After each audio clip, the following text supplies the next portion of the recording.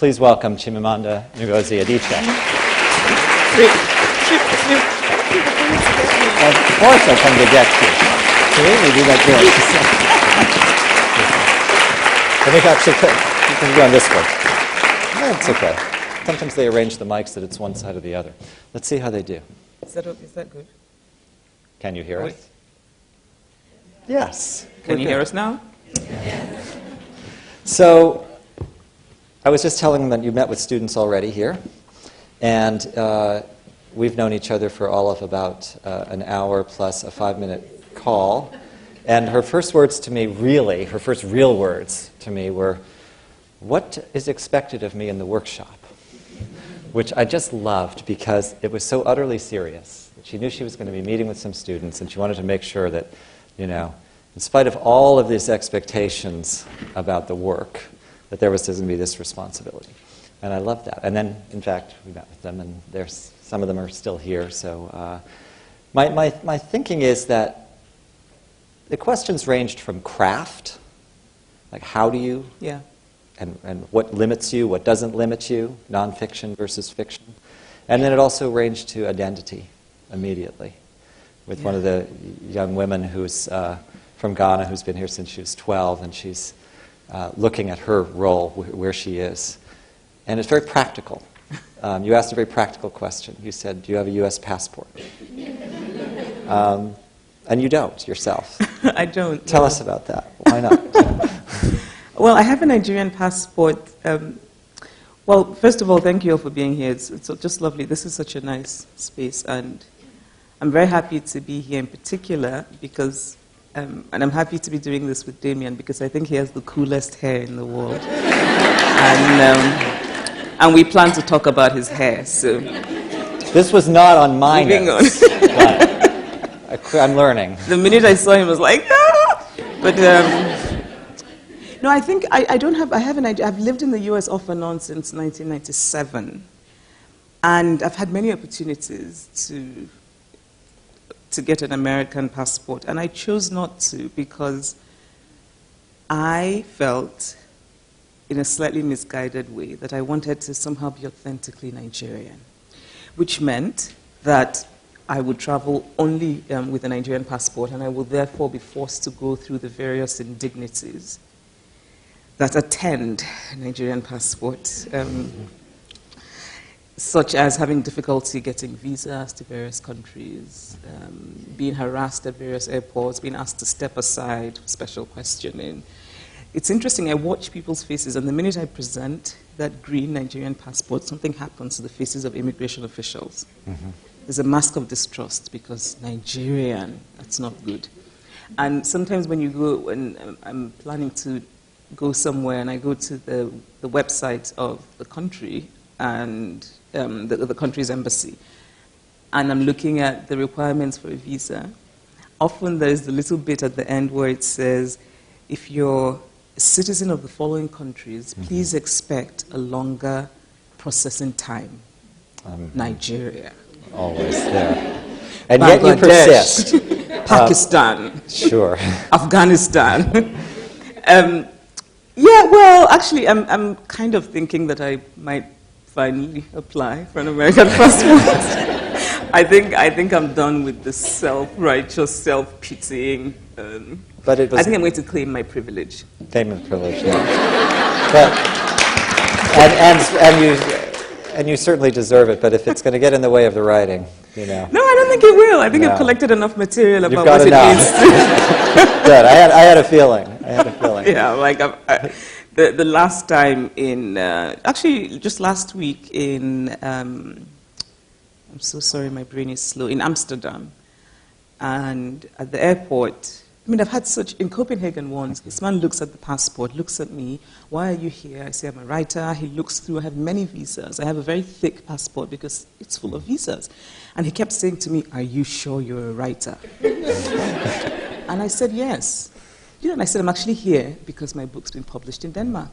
And he said, you know, step aside. He said, where's your ticket, your return ticket? How long are you here for? I mean, just really absurd questions. And then much later, when he finally let me go, and at this point I felt like a criminal, because all these other people had sort of seen me being, you know, questioned. Horrible, yeah. And my host in Copenhagen said, "Oh, I'm so sorry, but he must have thought you were a prostitute." Because apparently there had been an influx of Nigerian sex workers into Copenhagen. So I suppose for him, if you have a Nigerian passport and you're female... That's where it came from. Yep. But you persevered. Did you have to demonstrate your writing? I was actually worried that he might ask me to write, but I don't think his English wasn't very good, so I don't think he would be in a position to know a good sentence from a bad one. So is that kind of uncomfortable experience? I mean, it seems, to coin a phrase, Adichie-esque, in a way, to take some remove from it, perhaps. Yeah. And you observe it. And might we expect variations on a theme at some Perhaps, point? Because yes. of the, I mean, when I think about, I have this now quite a vivid imagination of you arriving in the United States for school and having an engagement and yet a writer sensibility of remove at every juncture. Yeah, I always feel one step removed from... But it's not to say that I'm not present in that sense. I mean, when this was happening in Copenhagen and when these other things happen, there's a sense of humiliation, there's anger, there are all of those things. But at the same time, the storyteller in me is watching, is one step removed and is watching.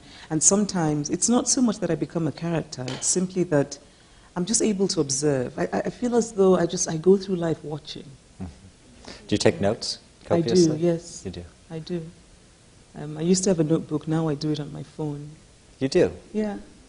Wow. So technology for you, it's in no way an enemy. In fact, it's a tool, because there's certainly, if you think about the idea of writing, and you've written short stories certainly, but you write novels of heft, and the technology is not sending our brains in that direction in general.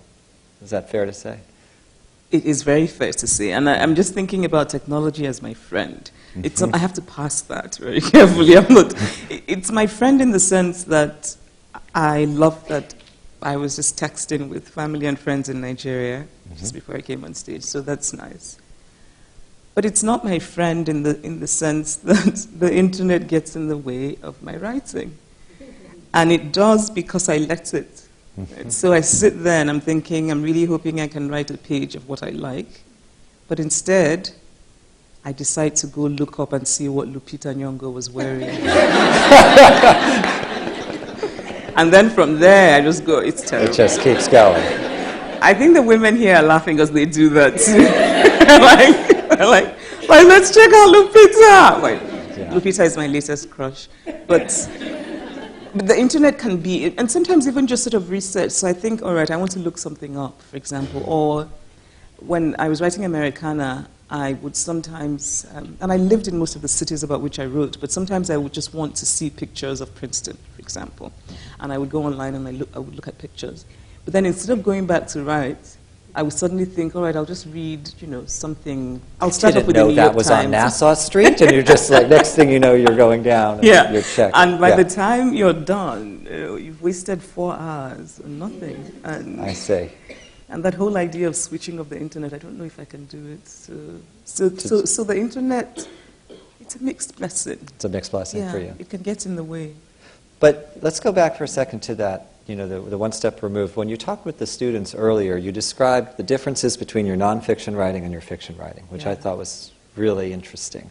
And was just saying on the fiction for a moment, it sounded to me almost like you get possessed to some extent while you're writing fiction. Yeah. There's a free space for you to engage in argument between the characters, and some of them have you, and we talked a little bit about Americana, and whether you are, how much is Ifemelu and how much is Obins and all of that. So you get transported in a way in that. Yes. And is that why you do it? Is that what started? Is that how it started? I really like the idea of being possessed. I'll keep that in mind. Is that how it started? I suppose so. I don't know. I don't remember when I wasn't interested in storytelling.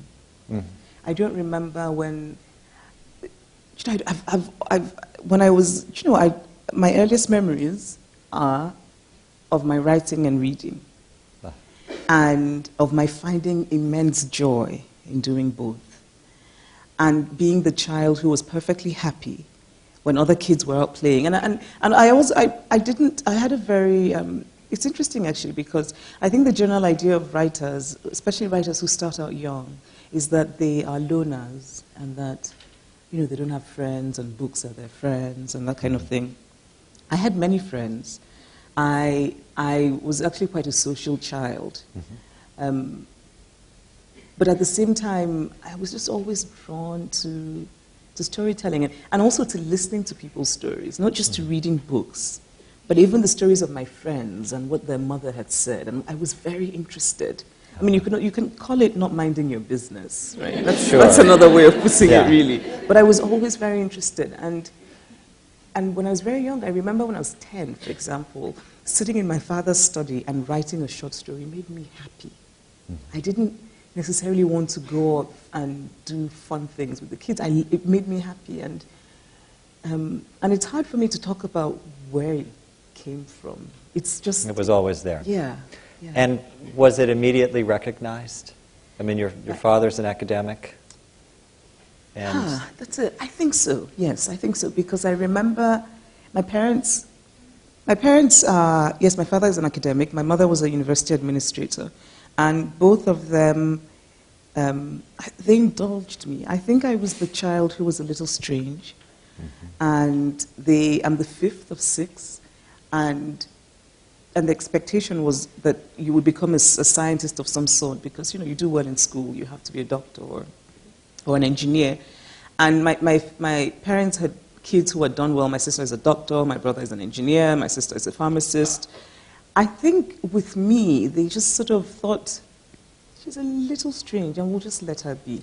Let her find her way? Yeah. Mm-hmm. So they would buy me exercise books, so I would...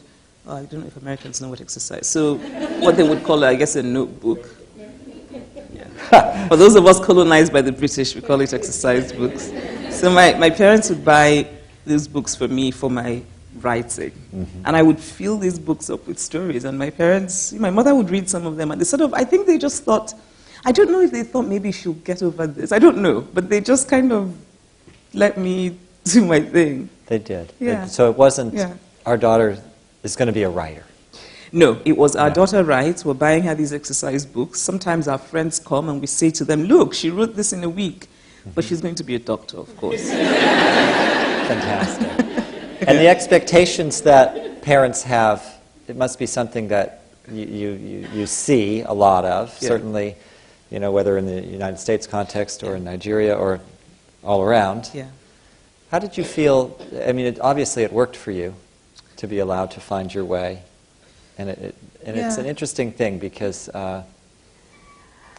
when we spoke earlier backstage a little bit about how one finds what one does, and it's very natural in the best cases. Yes. That it's a natural process. But that can be reward-based too. It's like, oh, this is working. This is good. Yes. And it sounds like what you're recalling in a very idyllic way is happiness.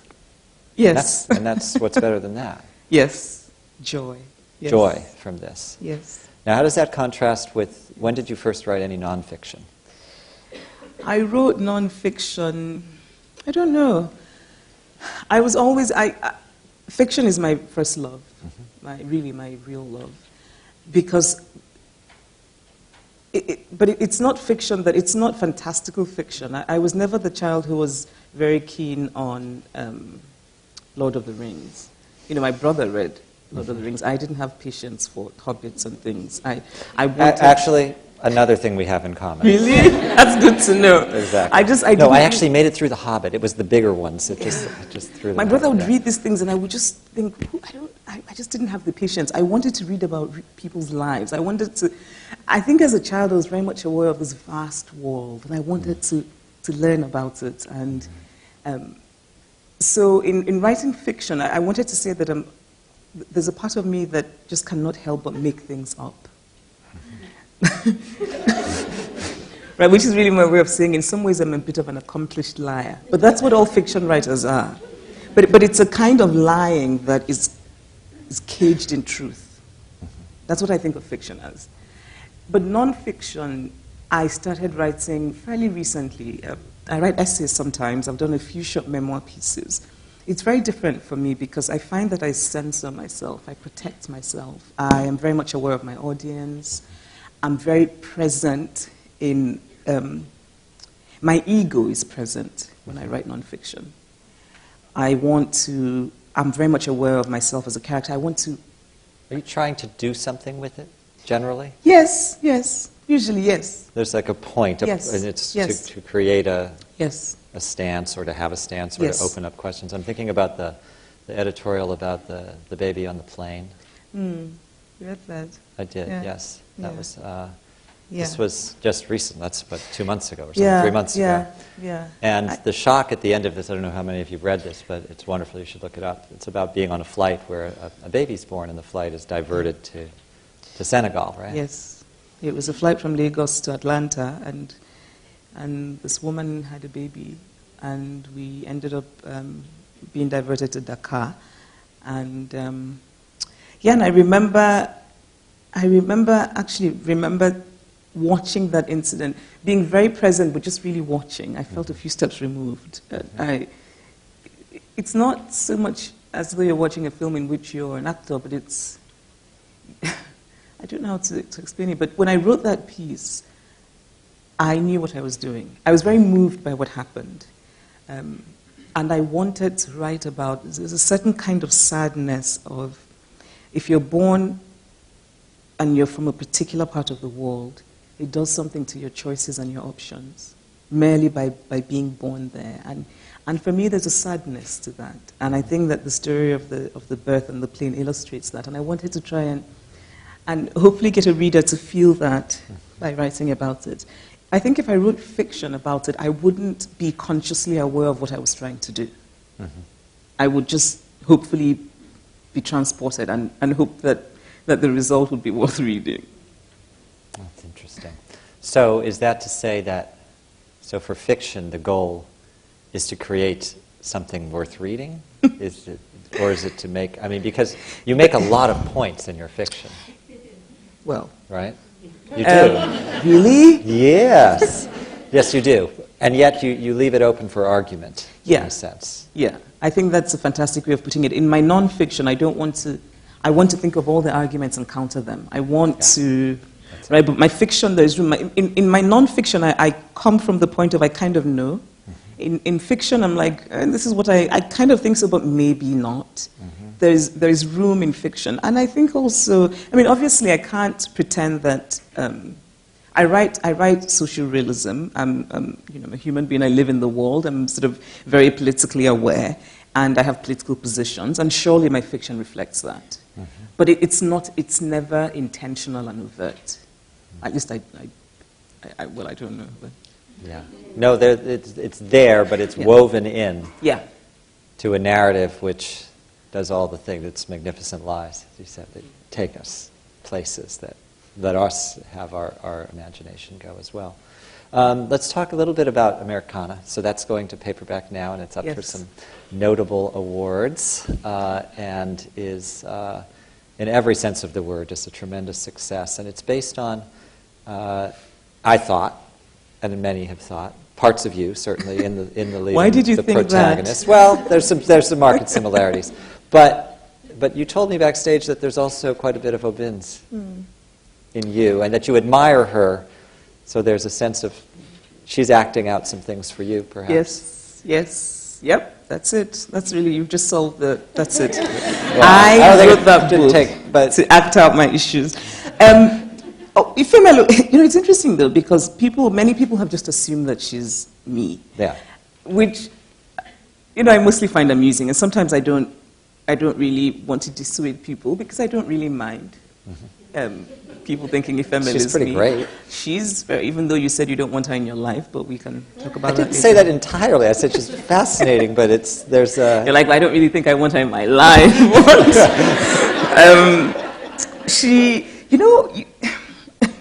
Ifemelu, when I started, again, in writing fiction, I'm not very conscious of what I'm doing. And actually, it was a friend of mine who said to me, Obinza is very much you.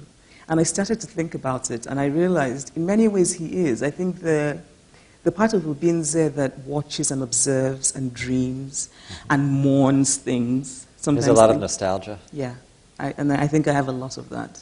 I have immense nostalgia. I'm very familiar with nostalgia. I'm nostalgic about things I never knew.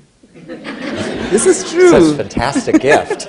Well, I spent, and there's a lot of that in Ubinze. What I find familiar in Ifemelu is, I admire Ifemelu, and I did very much want her to be a character who, I suppose this is what I mean about my political positions clearly come up. There's a feminism about her. I wanted Ifemelu to be a character who challenges all the ideas of what femininity should be. Mm-hmm. So there are people who've said to me, "Oh, we didn't like her," and which doesn't surprise me, right? Mm-hmm. I liked her, but I think that if Ifemelu had been male and been exactly as she was in the novel, the interpretation of the character would be very different. Mm-hmm. And that we bring all of these gender expectations to even how we read.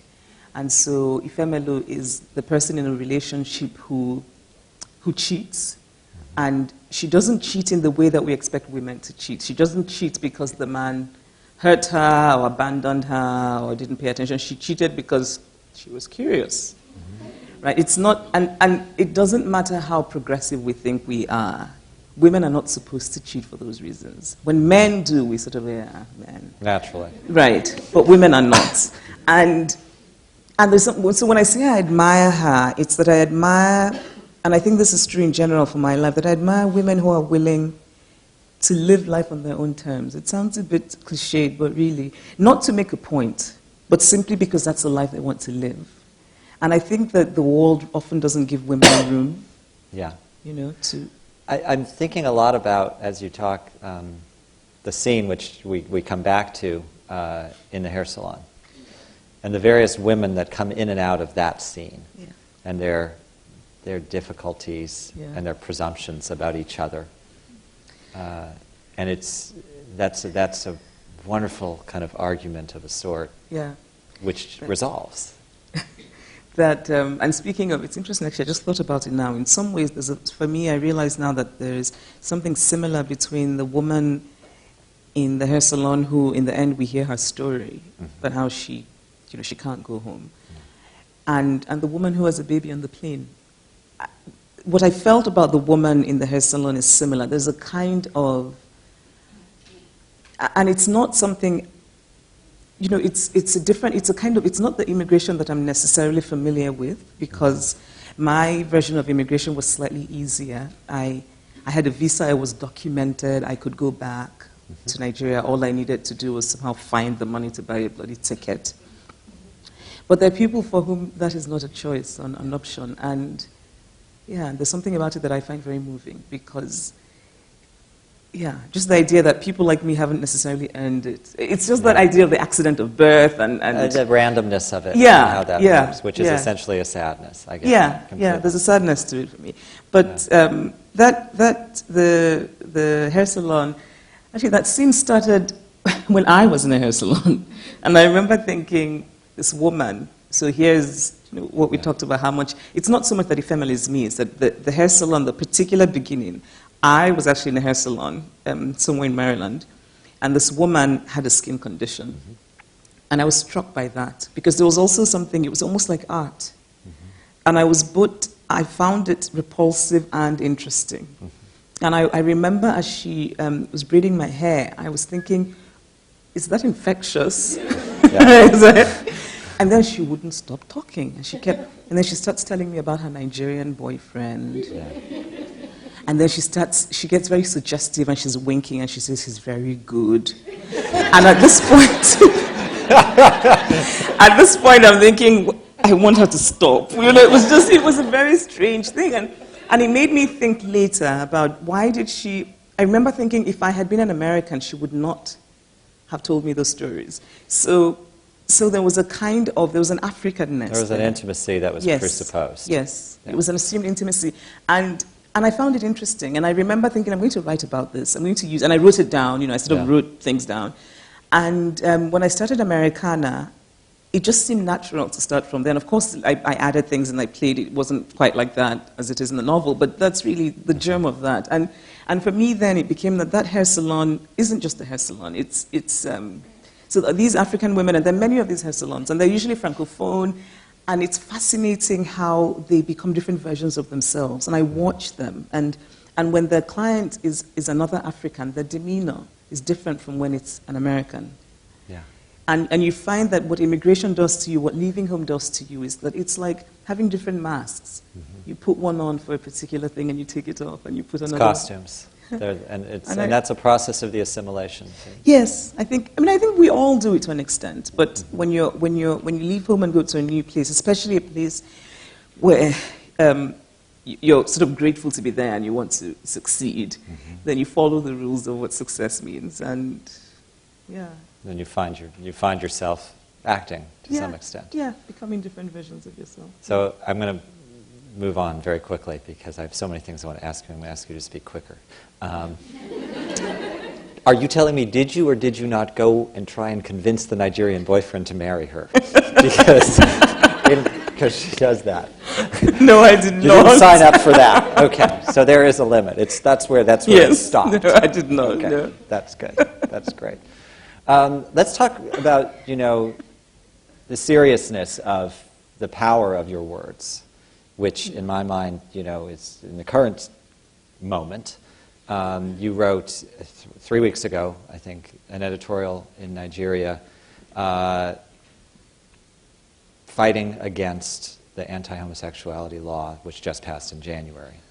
And the way you described a moment ago, you try and take apart any case that was against you, and you point by point kind of tried to go through everything that could possibly be answered. First of all, it's incredibly brave, so just say that. It's so brave.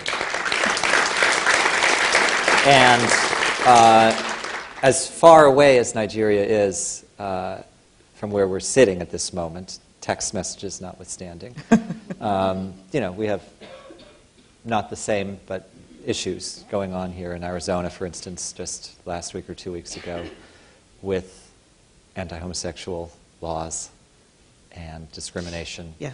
And what brought you to that point? Wasn't Kentucky in the news today or yesterday? Was it Kentucky? Yeah. But sorry. So what brought you there to do it?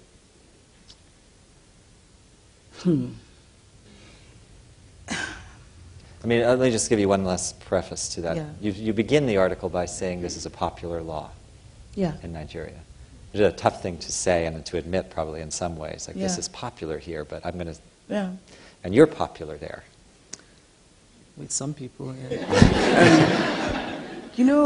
It came from...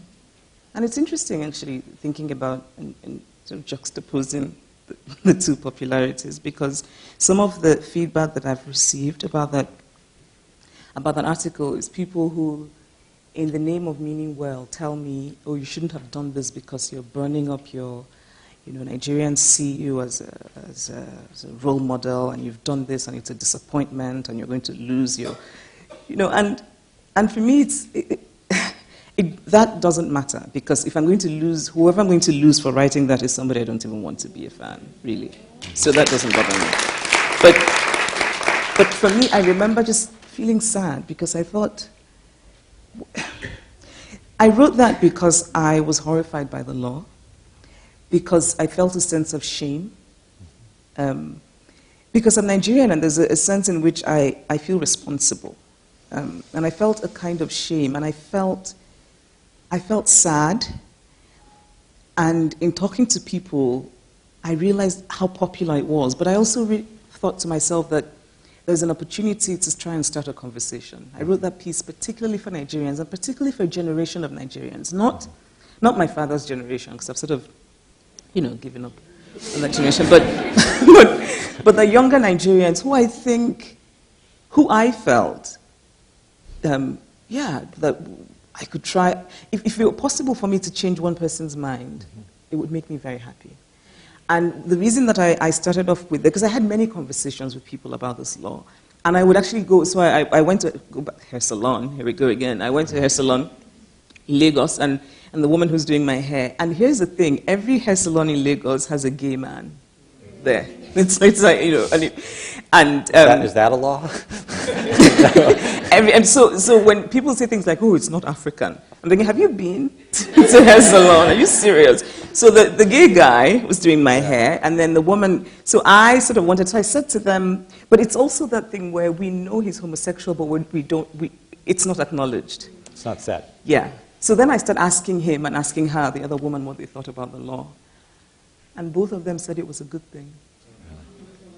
Yeah. And there was something about it, again, going back to sadness, and you know what I said about nostalgia, it broke my heart because I thought, this is what this country has done to him, that he's become a person who's supposed to say this, because he has to.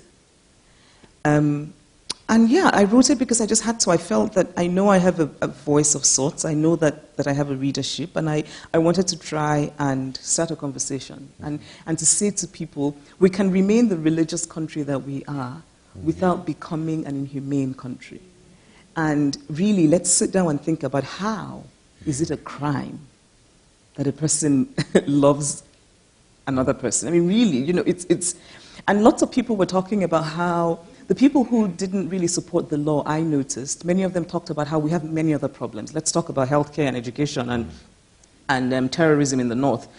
And I was sympathetic to that, but I wanted to say, even if we didn't have all of these problems, this is still a problem, right? Because it seemed to me that somehow the underlying suggestion was, well, if we can solve electricity and terrorism, then maybe we should somehow criminalize homosexuality, right? Yes. Yeah, that's an interesting. Yeah, so I wanted to sort of make it about, it's unjust. It doesn't matter what the conditions are. I mean, clearly it's a distraction on the part of the government, but it's unjust. It's... Yeah. And do you see, I mean, it seems to me this will go on. It will. There are people who say they don't see that law being repealed. I have hope. You never know. But it's not even about the law being repealed. It's about changing people's minds. Because there are things that can be in the books and be law. But that doesn't concern me as much. I mean, in the sense of, you know, your appeal is to a younger generation. That certainly is what's happened here. And quite recently, essentially. Yeah. Where the issues, and they find this out, of course, in focus groups, that mattered. It doesn't matter to the vast majority of young people, the issues surrounding homosexuality. And so you can bang on it all you want, but it's you know, dogs bark, but the caravan moves on, keeps going, and it's going to go on. I think that we'll get there. It might take a bit longer, because religion is a very strong force. Okay, well, we're going to go to questions from the audience in a minute. But we haven't talked about your hair. No, well, I was going to say, let's talk about your hair, because it is unbelievable, first of all. And it's a defining thing in Americana. It is. About the evolution of Ifimalu, the American African, and also accent. Yes. And I was interested about that. Now, the accent part. We'll get to the hair. We'll finish with hair, if that's okay. All right. Why are you interested in the accent? Because, like, when I came to the U.S., that's why. I could, like, really do an American, so I would be like, can I have some water, please? But, like, I can't really do it very well anymore because... You do it great. That's so good.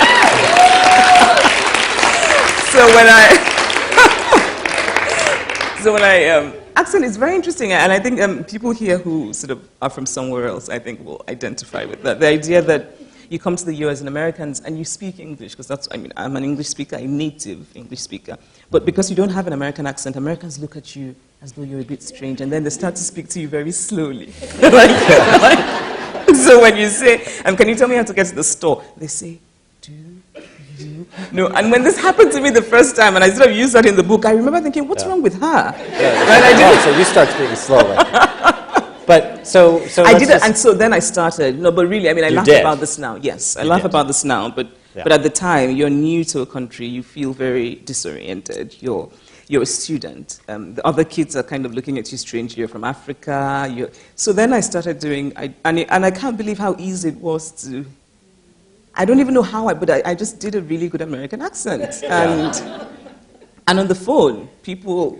I remember. Well, and vocabulary probably changes too, and we all know that. That's very nostalgic too. Friends, you start to talk a little like them. in the book you say that Obin's comments that you just wrote that you were excited about your media class. Yeah. And it's Not me, Femelo. I'm sorry, yes. Again. That did not happen. That did not happen. That's not me. No. What I did but realize... using that word excited, which is a particularly American kind of thing to say. Oh my I'm God, so excited. I'm so excited. And I remember actually when I first came to the US thinking, these people are too excited. I mean, what's going on? So excited. And by the time, it's sort of my second year in undergrad, I was excited about everything. I liked to have a glass of water, and all of those things. And I remember actually, and I don't use this in the novel, but I think it was when, and my father, my education was sort of very Nigerian, which meant in many ways sort of very British aligned. Mm-hmm. The spellings. So now my spelling is ruined because in Nigeria I could spell properly. Mm-hmm. I didn't use computers or anything, and I spelled with the U, so color was C-O. And then I come to the US, and I'm typing, and the computer keeps changing the spellings. Yes. So I would spell color, and it would underline it like, that's wrong. Yeah. So slowly, of course, I start spelling the American way, and my father is horrified by this. So often, if I write a note for my dad, my father will correct the spelling. Oh my God, too good. He'll be like, color has a U, that sort of thing. Or things like diarrhea, or things like, now I can't spell. No. I can't spell either way, it's terrible. You're an exile from spelling. This is what America has done to me. All right, hair. Yes. So, what do you think, how did this evolve for you? Because when you arrived here in the United States, there were a lot of, it's been commented on, and it's been said that you said, not Ifemilu, that it was a new world, in a sense, to understand that I was black. Yeah. And that was something separate from what I grew up feeling as part of, my country, my people, and what it was. And how did you wrestle with that in the beginning? In the beginning, I really pushed it away. I didn't, to put it very bluntly, it didn't take me very long to realize that in America, black was not necessarily a good thing, and that black came with many negative assumptions. And so I didn't want to be black. I was like, I'm not black. I'm Nigerian. I'm Igbo. I'm not black. And race was not an identity I was willing to take because, and this is a story I've told many times about being in a class in college and the professor coming in with the papers we'd written, and it was the first paper we'd written. We'd sent it in by email, so he sort of printed them out. And so he goes, who is Adichie? Which is what Americans often call me. And Adichie had written the best essay, and he wanted to know who Adichie was. And I raised my hand, and he looked surprised. And I will never forget that moment, because that's when I realized what the assumptions that came with blackness. Mm-hmm. Because I think he came into that class, in which there were maybe 5 or 6 black people, not imagining that one of those black people would have written the best essay. And I suppose maybe his history of teaching, I don't know what the basis for that assumption was. But, and I think it took living in the US for a bit, it took reading a lot. I started to read a lot of American history, African American history in particular. And so I went full circle from sort of thinking about the guy in Brooklyn who called me sister, and I was like, no, I'm not your sister. This was it's true. This was very early on. And going full circle and wishing I could find that guy today, because I would hug him and be like, yo, you right? I would be like, yes. But I think for me, and I like to think that it's not just my experience, I like to think that this is something that's familiar to many immigrants who come from Africa or the Caribbean. Yeah. Because there's something about race in America it's really messed up. Really. And it's true. And so that experience, though, of differentiating yourself first, and now embracing the commonalities, essentially, is where is the? Are you going to say? Are you prescriptive? No, because I think that the thing about it is, yes, now I'm black, and if he called me sister, I would be quite happy to say, hey, how are you?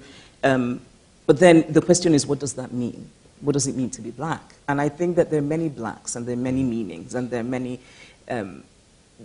So I don't think that black is ABC, and that there's sort of a secret society of Negroes that has that has a rule book that you have to follow, because there are many blacks. And I think that's part of the problem with racial assumptions, when we limit what it means to be black, so that people then become guilty of transgressions. What you're doing is not black, right? And I'm just like, that's not... Well, you aren't a rule follower either. We've established that earlier, that you embrace breaking rules, actually. If they need to be broken. I mean, it's an artistic sensibility, too, which is... And I also think that conformity is not always a good thing. And that... But really, when you think about it, to be human, we're wonderfully diverse, and... It's life. Yeah. It moves. Yeah, we should... Yeah. Yeah, I think we should... All right, let's do a few questions, shall we? So there are microphones out in the house. So if you could raise your hand, we'll take a couple of questions and we'll bring the microphone to you. So please, why don't we start right here in the middle, the yellow. Thank you. Hi, Chimamanda. Hello. Hope you don't mind me calling you by your first name. No, I don't mind. Good. I'm from Sierra Leone, and my question to you is, I've lived in Africa and various countries in Africa as an adult, and suddenly I think this year, for the first time in my life, I feel a sort of ambivalence about going home, which was my plan. I've been in New York for about 3 years now, and my plan was always to go back to Africa. But when I hear about laws like the anti-gay, anti-homosexual laws in both Nigeria and Uganda, and in Uganda in particular, the anti-pornography, so women are basically, or men are encouraged to persecute and to attack women in the streets if they are wearing, things that they consider, exactly. I mean, it's a feeling that I've never had before, and I wonder if you ever feel that way being back in Nigeria. Do you ever sort of feel a sense of ambivalence? Should I stay? Should I go back? No. You know why? And I understand that ambivalence, and I have friends who feel that, and in some ways I sympathize with it, especially if you've lived outside of, but I don't have it, because my thing is, I'm Nigerian, it's my home, I have a house, and I spent most of my money on that house, so I'm going to bloody live in that house. And so because of that, I'm going to stay there. I've sort of dug out, it's mine, and which is why, for me, sort of retreating is not an option. I want to engage. Because I want to live there. And it's disastrous. I mean, what's happening in Uganda, a version of it has happened in Nigeria, where for a while there was talk about what they called indecent dressing and passing all kinds of stupid laws about what women could wear. And the thing about it is, I really think that we need a critical mass. Unless many women start to say this is not okay, and men, they need, yeah. So I don't think about leaving it. That house cost a lot of money. Okay, next question. Right in the center, which is going to cause a little bit of gymnastics necessity with the microphone, but let's just go for it.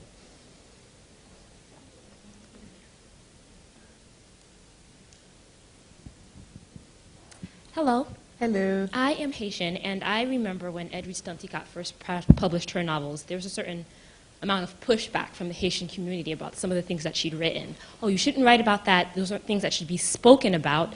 You'll give foreigners, people who don't understand, the wrong impression. And to me, I always hated that because it presented this sort of one-dimensional sort of like view of Haitian people. We're just this one thing, but we're multifaceted. We're human. We have all these different dimensions to us. And so I wondered when, in publishing your novels and speaking so honestly and openly about Nigeria and your experiences there and just kind of writing from there, if you experienced that sort of thing, and what was sort of your response to that? Oh, I got the same kind of pushback. I think that when you're from a country, and it's not just Nigeria and Haiti, I think, my friends from Pakistan get that, India as well, Bangladesh. If you're from a part of the world, and in some ways, without agreeing with the censors, I understand where they come from. If you're from a part of the world that has for so long been maligned, and very little about it is known, there's a tendency to want to say, in that wonderful way that W.E.B. Du Bois once said, they have so criticized our bad points that we now want to pretend that we don't have any bad points. And there's something about it that's understandable, but that's not what fiction or art is supposed to do. I think that's what, I don't know, we can sort of publish propaganda, or maybe tourism.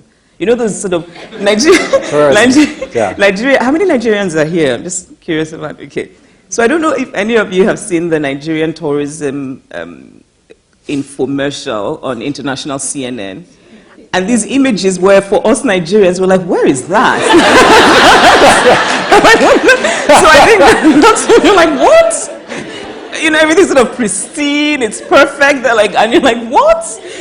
I think that's what, you know, if people want to do that, they can do that with tourism, not art and not fiction. So I think to be a fiction writer is to be determined and to be willing to occupy a space where you don't set out to offend, but you're willing to offend because you want to speak your truth. And I also think I do a disservice to Nigeria if I pretend that we don't have... I mean, I love my country. I write from a place of love. But there's so much I don't like. And I want to write about those as well. Yeah, you spoke earlier with the students about no critics when you're writing fiction. There are no critics. Yes. They don't get to in your space. Like the critics are dead. Your family doesn't exist. Your friends don't exist. Nobody's there. Because that's the only way you can tell the truth. Otherwise, you're going to be thinking... You know, my Uncle Max won't like this part. You know, my cousin, my father. They have to go. It has to be you on the walk. It has to be a kind of radical honesty. And within, we're talking about communities, essentially. Yeah. Whether it's an Indian community, or Pakistani community, Nigerian community, and then down to your family community. Yeah. Is that, and your support system is intact. Yeah. You're exempt, I guess, from childhood on. Well, I still had to do all that. House chores were equally divided in that. Yeah. Just because you wrote stories didn't mean you didn't have to do the dishes in my parents' house. But you're right. I mean, because and I come from a very close-knit family. I have a very small but very sort of firm support network of family and close friends, and that's important to me. But even they don't exist when I'm working, because they can't exist. And sometimes I use their stories without permission. Yeah. And then, I mean, actually in Americana, you apologized to, I don't know, Rayanudo? For taking her I didn't. seat. Ifeme Ludos. Can we You know what I meant. You apologized on behalf of the family. You had the character do it, is what I meant. Right. But I don't have... So you played that out, that scenario. But in my life, I don't even apologize to my family and friends. I just steal their stories. That up again. I just steal their stories, and sometimes they'll complain. But it's very sweet because they don't really mind because I change things. But sometimes my cousin said to me, for example, "Wait, that's me, but that's not how it happened." She's like, "But you changed the story," and I'm like, "Yes, I changed it." Right? And sometimes people will say, "That's me," but I'm thinking, "No, it's actually your sister." You know, that sort of thing. So you get it works. Yeah, exactly. I play with things. I don't exactly use them. Okay. Another question. Why don't we go first here, and then we're going to go up to the back. So we're going to do I'm going to try and spread this around geographically. Hi. First of all, I totally, even from the way I speak, understand your story about coming to America and not being from here, because I grew up in Ethiopia and I moved here and I talk like an American now, so that I oh my had to God, see that. like you do the accent well? Okay. Totally. But my question was about the article you wrote on the anti-homosexual law in Nigeria. In Ethiopia, there is no law yet, but definitely the sentiment is very similar in the sense that it's not supposed to be talked about, and you're supposed to say it's not the right thing or that it is wrong. But when you write such really, when you have opinions and you expose them and they're not the popular opinion, for you as a writer, are you worried, not in terms of expressing yourself, but, and I'm not aware of what happens in Nigeria, but in Ethiopia there's a lot of issues with journalists being jailed and having prosecution because they're telling a story that is against popular opinion or government laws. No, I don't think... I think I recognize that I am fortunate to have a certain... my books are widely read in Nigeria. My work is fairly well known. There's a certain visibility I have, and I think there's a privilege that comes with that, which means that it gives me a kind of voice, and which means also I think that it gives me a certain kind of protection, so that if... Actually, I think what I wrote qualifies as a crime, because I'm supporting homosexuality, and I think it's 14 years that I might get. I think, though, that I don't think the Nigerian government would want to do that because, right, I don't think that would be a good idea because then it would be very bad press. And let's actually not talk about this so they don't get the idea in their heads, right? It's not. But in general, I don't worry. I think it's important for me that the truth be spoken. I think that it's important. And I, even if I didn't have the privilege of sort of this kind of visibility, and if I was offered a column in a newspaper, I would write about it because I feel strongly about it. And I think that the more we need to speak.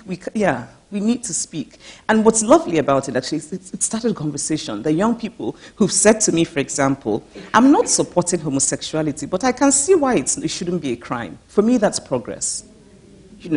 Because it's a conversation that started with the premise, you're not stupid, right? I understand that the Bible is important to you, but can you see how this isn't working in a democracy? And that's, that's for me a starting point. So no, I don't worry. I don't. But if they do arrest me, I hope you'll send me things in prison. I particularly like chocolate. Some in the back. Is about voice. And I know how important that is for a writer to find their voice. And so my question is, coming from your singular cultural experience of Nigeria, in some sense, and then coming to America, how did your American experience impact your voice as a writer? Are you in a writing program? No?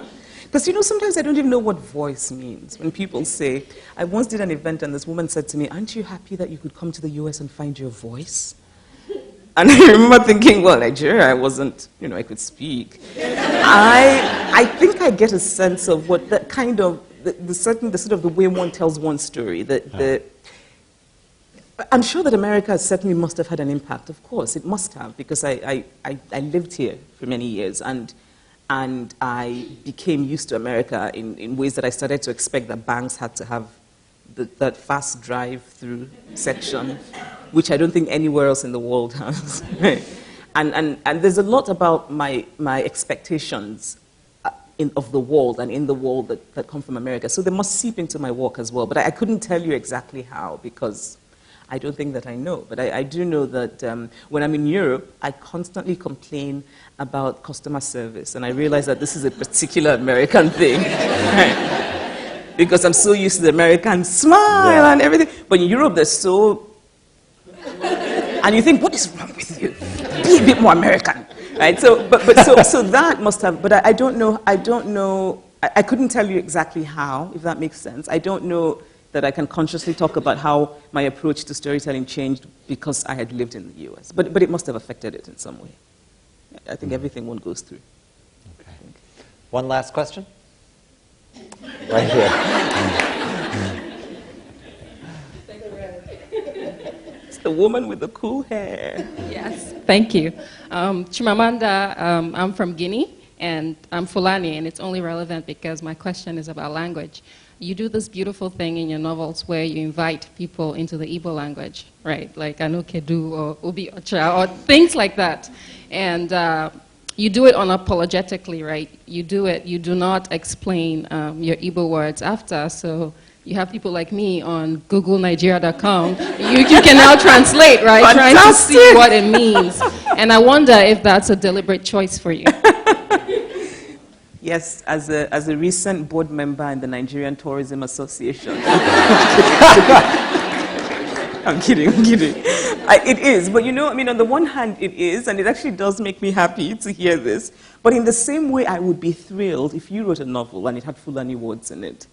And I probably would also go look things up if I cared enough, or maybe not, right? But it wouldn't get in the way. No, but really, it wouldn't get in the way of. So that means you speak for full day. We speak Fula, which is a Okay.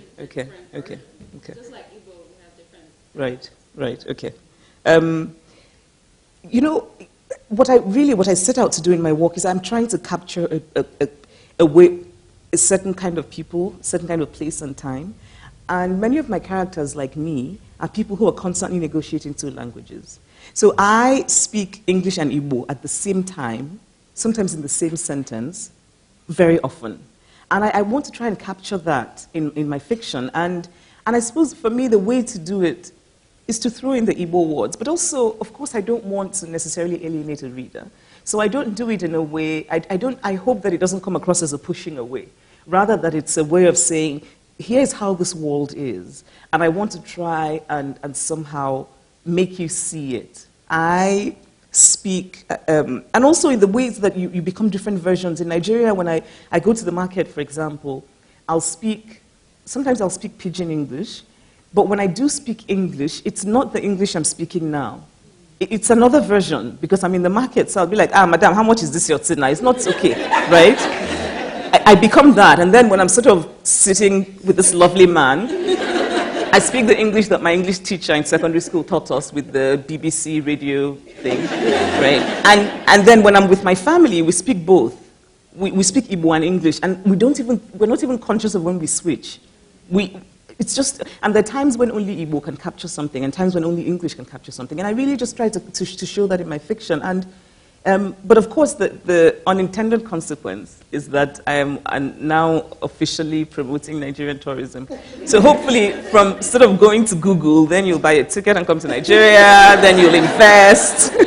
No, but you know, it's funny, but it's real. Because if you think about Joyce and the way he used language, and it's all in there, and you need a dictionary much of the time, just for the English words, and it goes from there into the foreign languages and the sense of wanting to feel it and experience it. And there's some kind of Irishness that you fall in love with if you fall in love with that. And are they heroes? We should ask you about heroes, literary heroes. Well, Chinua Achebe is the writer who's most important to me. And his work, Arrow of God is my favorite novel ever. And he just, he's an icon for me. There's so many writers I love, and every time I'm asked, I don't know that I think about, also the books I love. I love 100 Years of Solitude. I read it when I was 12, Marquez, maybe. Yeah. And just love it. There's just, I love Michael Ondaatje's Anil's Ghost. Mm-hmm. Oh, Lord, every time I'm asked, I forget. That's I'm good. just completely blanking. But the idea of I'm thinking about the 100 Years of Solitude specifically, just a magnificent fantasy that just unfolds and unfolds. That's very apt, But it's a kind of fantasy that's not really fantasy. No. It's not, it's not Lord of the Rings. No, not that kind of fantasy. No. So Well, I'll tell you what's no fantasy. You are incredible. You're brave.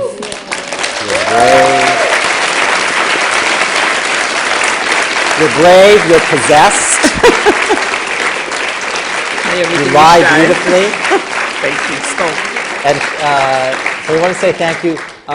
Chimamanda will be signing books, which are available out there, so I hope you'll stay and say hello and take a book. And I just have to say thank you. What an honor. Thank you. Thank you. Thank you all for coming. Thank you.